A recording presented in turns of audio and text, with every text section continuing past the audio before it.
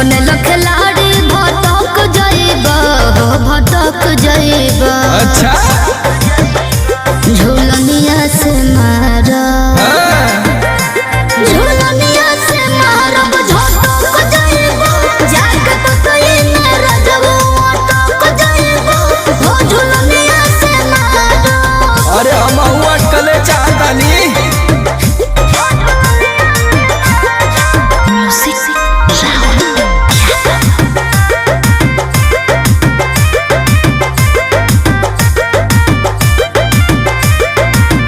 अपना मर्द से बतियावा तारू कैसे के करू में हरिया करेली बोलाई से।